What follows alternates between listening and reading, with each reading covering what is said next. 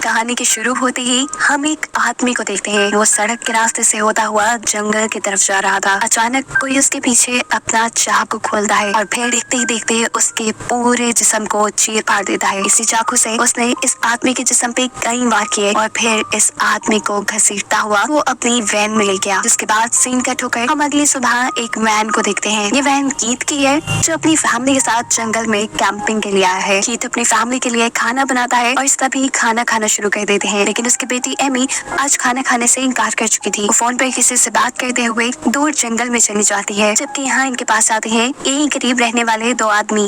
ये दोनों कीथ से अपने एक साथी का पता पूछ रहे थे, उसी आदमी का जिसका मर्डर रात में हमने होता देखा है। जब आदमी कीथ कहता है नहीं सॉरी, हमने किसी को नहीं देखा, हम तो बस अभी कैंपिंग के लिए आए हैं। साफ जाहिर था कि कीथ इन्हें इग्नोर कर रहा है। लेकिन तभी कीथ का बेटा आकर इन दोनों को दे देता है चॉकलेट्स। ये दोनों ही वो चॉकलेट रख लेते हैं और इतनी ही देर में कीथ की बेटी एमी भी यहाँ जाती है। कीथ एमी से कहता है जाओ जाकर वैन में बैठो। अब एमी को देखते ही ये दोनों लड़के कीथ से कहते हैं क्यों ना हम आपकी वैन को देख लें, हमें शक है कि हमारा साथी आपकी वैन में होगा। कीथ बड़े ही आराम से दिमाग लगाते हुए ये सिचुएशन हैंडल करता है और उन दोनों आदमी से कहता है माफ करना लेकिन अभी हम जरा जल्दी में हैं। ये सुनकर वो दोनों आदमी चुपचाप अपनी गाड़ी में बैठकर चले जाते हैं और ये लोग भी जल्दी जल्दी अपना सामान पैक करके अपने घर की तरफ निकल जाते हैं। अभी वो आधे रास्ते में ही पहुंचे थे कि सामने उन्हें दोबारा वही दोनों आदमी मिल जाते हैं। ये दोनों अपनी कार ठीक कर रहे थे और इस टाइम एक आदमी के हाथ में गन भी थी, जिसे देखते ही कीथ की वाइफ डर जाती है। वो उससे कहती है कि तुम अपनी वैन को पीछे ले लो, लेकिन कीथ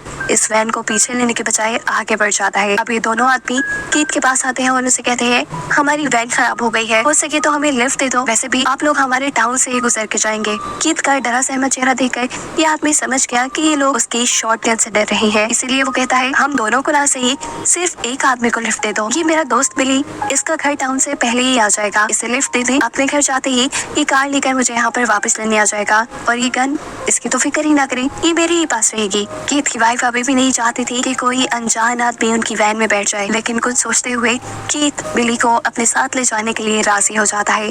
बिली कार में आता है और कीथ के बेटे से बातें करना शुरू कर देता है। बातें करते हुए वो बताता है कि उसके घर पे उसके अंकल और उनकी दो बेटियां रहती हैं, जो इन सब को देखते ही इनका अच्छा वेलकम करेंगी क्योंकि मेहमानों का आना उन्हें पसंद है। इस टाइम कीथ के बेटे के हाथ में एक नोट पैड था जिसे वो छीन लेता है और ये देखकर अब वो हैरान परेशान है क्योंकि ये नोट पैड है उसके उस साथी का जो रात से गुम है और हम ये बात जानते हैं कि वो मर चुका है।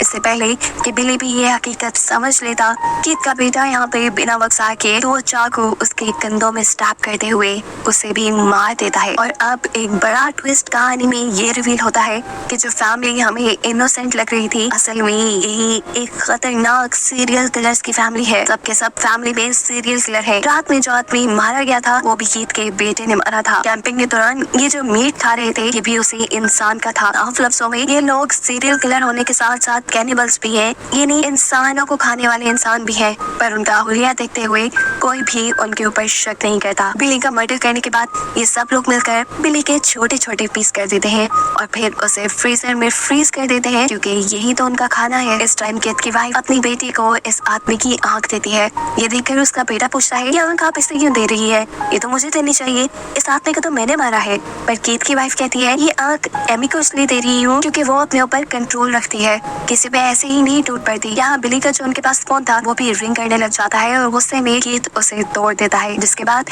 ये लोग पहुंच जाते हैं अब बिली के घर, क्योंकि बिली ने बताया था कि वहाँ उसकी फैमिली रहती है। घर का दरवाजा नॉक करते ही दो लड़कियां दरवाजा खोलने के लिए आती हैं, जिसमें से बड़ी बेटी है जूलियन और छोटी सवेना।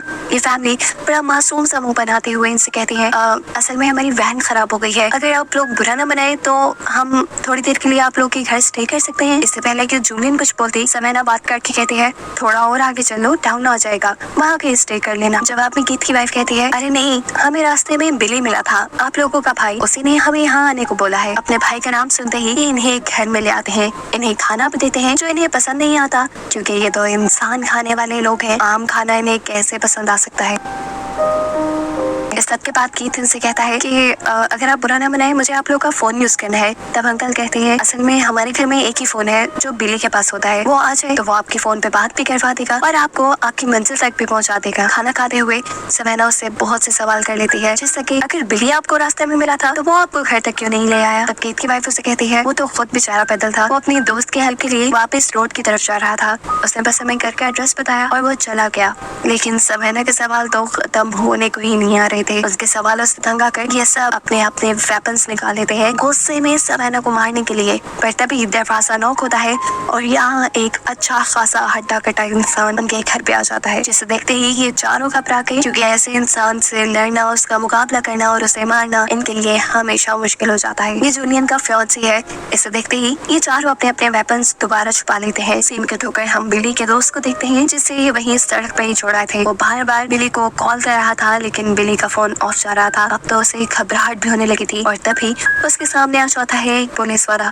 वो उसे लिफ्ट देने की ऑफर देता है, लेकिन यह आदमी इनकार कर चुका है क्योंकि उसे ये पुलिस वाला बिल्कुल पसंद नहीं। पुलिस वाले के यहाँ से जाते ही इस आदमी को उल्टियां लगना शुरू हो गई है, वो भी उसी चॉकलेट की वजह से जो कीथ के बेटे ने उसे दी थी। सीन कट होकर हमें यहाँ बिली के घर का सीन दिखाया जाता है। इसी घर में एमी जब वॉशरूम में जाती है तो गलती से बिली की आंख जो उसकी मॉम ने उसे गिफ्ट की थी वो उससे बाथरूम में ही गिर गई, जिसे वो नोटिस के बगैर ही बाथरूम से बाहर भी आ गई।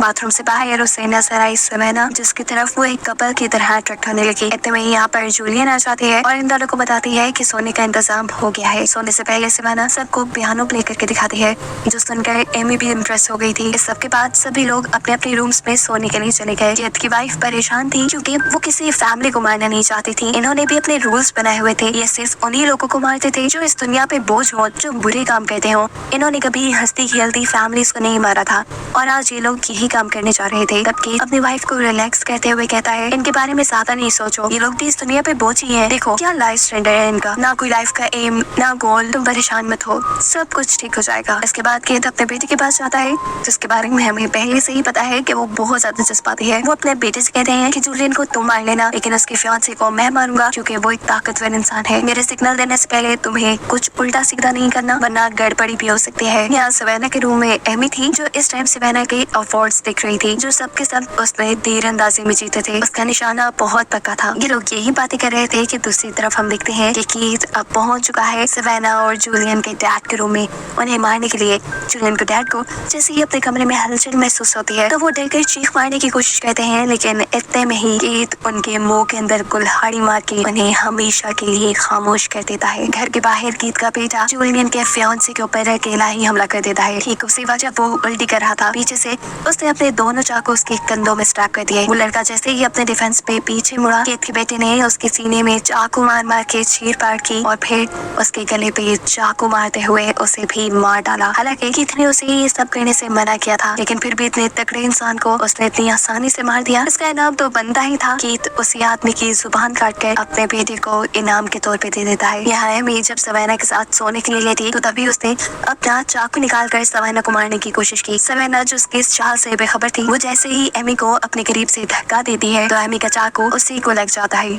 उसको चोट लगा देखकर सवेना घबरा जाती है। वो यहाँ उसे टेम्परेरी तौर पे एक पट्टी बांध के घर के बाहर से उसके लिए फर्स्ट एड लेने के लिए जाती है। अपना इतना ख्याल करते हुए इस लड़की को देखकर एमी को दिल ही दिल में बुरा लग रहा था कि क्या वो इस लड़की को मार देगी। खैर हम देखते हैं कि सवेना जो फर्स्ट एड लेने गई थी उसे अब इन लोगों की वैन नजर आ जाती है, जिस वैन को देखने के लिए ये उस वैन के अंदर चली गई और इसे वैन में मिली जूलियन के फियांसे की लाश। और इसे देखते ही उसे सारी गेम समझ में आ गई कि ये पूरी की पूरी फैमिली ही सीरियल किलर है और इनको मारने के लिए आई है। सीन कट होकर हम जूलियन को देखते हैं, जो इस मर्तबा भी उल्टी करने के लिए जब वॉशरूम में जाती है तो उसे वहाँ मिल गई बिली की वही आंख जो गलती से एमी यहाँ गिरा गई थी। और ये देखते हुए उसने भी ये बात जान ली कि जरूर यहाँ कुछ गड़बड़ है, उनकी जान खतरे में है। डरते हुए वो जल्दी से अपने डैड के रूम में जाती है और देखती है कि उसके डैड को भी इन लोगों ने मार दिया। वो यहाँ जब जोर से चिल्लाती है तो तभी कीथ इधर आकर उसके मुंह पे हाथ रखते हुए उसे यहाँ से ले जाता है। वो जूलियन को लेकर आता है अपनी वाइफ के पास और अपनी वाइफ से कहता है चलो उसे मारो, लेकिन उसकी वाइफ अभी तक इस लड़की को मारने के लिए तैयार नहीं है। इससे पहले कि ये औरत जूलियन को मारती थी, अचानक एक तीर आकर उसके गले के हाथ पार हो जाता है, क्योंकि सवेना जो इनकी सच्चाई जान चुकी थी अब वो अपने डिफेंस पे अपना हथियार यानी अपना तीर कमान अपने कमरे से उठा चुकी थी। शोर सुनकर एमी भी यहाँ जाती है और अपनी मॉम को मरा हुआ देखकर उसका दिमाग घूम जाता है। वो सोचती है कि अगर उसने सवेना को वहीं बेड पे मार दिया होता तो अब उसकी मॉम उनके साथ जिंदा होती, लेकिन अभी भी देर नहीं हुई थी। बाकी सब लोगों को बचना था। ये लोग प्लान करते हैं कि जल्दी ही ये दोनों लड़कियों को मारकर इस घर को जलाकर यहाँ से निकल जाएंगे। ये लोग अब जूलियन को टॉर्चर करना शुरू कर देते हैं ताकि उसकी चीख सुनकर सवेना यहाँ आ जाए। सवेना यहाँ आती तो है लेकिन इन्हीं के साथ चाल चलते हुए उसके काबू में था कीथ का बेटा, जिसके गले पे अब उसने चाकू रखा हुआ था। यहाँ एक ट्विस्ट ये भी रिवील होता है कि सवेना ने एमी के फोन से पुलिस को कॉल भी करती थी। जिस टाइम सवेना ने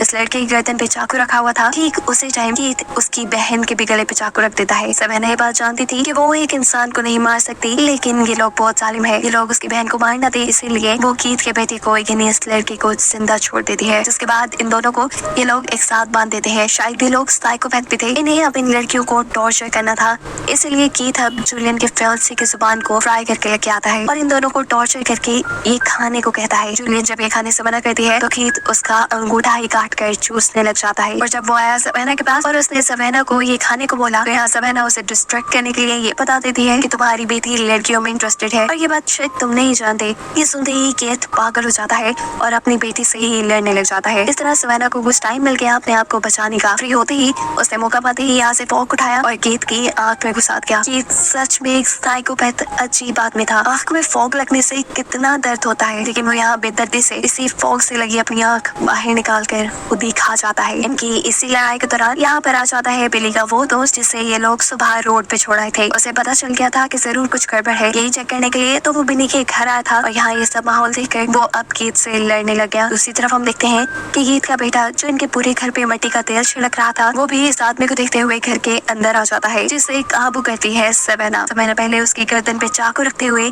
उसे किचन में ले जाती है, उसका हाथ चलाती है और फिर गरम गरम पकता हुआ पानी उसके मुंह पे फेंक देती है। ऐसा करते ही ये लड़का बहुत ज्यादा कमजोर हो गया, जिसके बाद सवेना अब उसके गले पे प्रेशर डालते हुए उसे मार डालती है। सवेना ने तो अपने दुश्मन को मार दिया था, लेकिन दूसरी तरफ बिली का दोस्त कीथ से हार जाता है। जख्मी होने के बावजूद वो अपना अच्छा डिफेंस करता है और कीथ के दोस्त के सर में चाकू घुसाते हुए उसे जान से मार देता है। अभी यही करके फारिग हुआ था कि अचानक पीछे से सवेना की बहन यानी जूलियन आकर एक जोरदार हथौड़ा उसके सर पे मारती है, जिससे उसकी भी मौत हो गई। दोनों बहनों ने एक दूसरे को देखकर लंबा सांस भरा, लेकिन अभी से को नहीं हुआ था क्योंकि ये जानती थी कि अभी एमी जिंदा है, जिसे अब इन दोनों को मारना है। अचानक हम देखते हैं कि एमी जूलियन के पीछे आकर उसे चाकू मारते हुए स्टैब करके खत्म कर देती है और फिर पीछे पड़ जाती है सवेना के।